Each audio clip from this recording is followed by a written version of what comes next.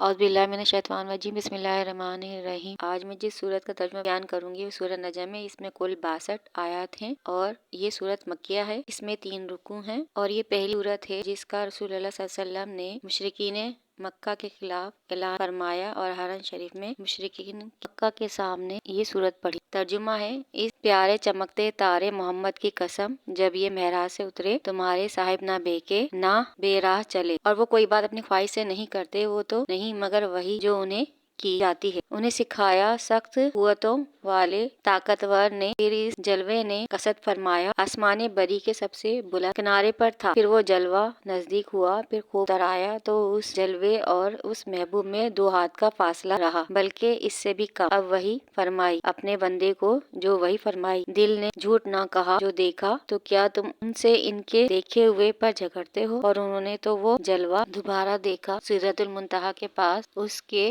پاس جنت المأویٰ ہے۔ تفسیر ہے: بعض مفسرین نے نجم سے مراد قرآن مجید لیا ہے، یعنی کہ یہ ستارے کے مانند ہے، اور بعض مفسرین نے سورہ ستارے سے سورہ نجم کو تشبیہ دی ہے۔ بعض نے ہمارے پیارے آقا صلی اللہ علیہ وآلہ وسلم سے اس کی تشبیہ دی ہے، یعنی اس سورت میں نبی صلی اللہ علیہ وسلم کی قدر و منزلت اور اوصاف کی تعریف کی گئی ہے۔ حضور اکرم صلی اللہ علیہ وسلم نے حضرت جبرائیل امین کو ان کی اصل حالت میں دیکھا تھا، جو کہ وحی لے کر آپ صلی اللہ علیہ وسلم کے پاس آئے تھے۔ ایک روز جب حضرت جبرائیل علیہ السلام وحی لے کر آئے تو ان کے وجود سے مشرق اور مغرب بھر گیا، اور کسی بھی انسان نے حضرت جبرائیل علیہ السلام کو ان کی اپنی اصل حالت میں نہیں دیکھا ہے، جبکہ ہمارے پیارے نبی صلی اللہ علیہ وآلہ وسلم کی شان ہے کہ انہوں نے حضرت جبرائیل امین کو اصل حالت میں دیکھا ہے۔ اس صورت میں آپ صلی اللہ علیہ وسلم کے معراج کا ذکر کیا گیا ہے، جب جبرائیل امین صلی اللہ علیہ وسلم کو آسمانوں کی سیر کرانے کے لیے لے کر گئے، اور جہاں پر اللہ تعالیٰ نے آپ صلی اللہ علیہ وسلم کو اپنے دیدار سے مشرف فرمایا تھا، اور آپ صلی اللہ علیہ وسلم نے آسمانوں کی سیر کی، اور جب نبی پاک صلی اللہ علیہ وسلم آسمانوں کی سیر کر چکے تو جب وہ واپس تشریف لائے تو مشرکین مکہ نے آپ صلی اللہ علیہ وسلم کو جھٹلایا اور اس بات کا رد کیا کہ آپ صلی اللہ علیہ وسلم آسمانوں کی سیر کر کے اور اللہ تعالیٰ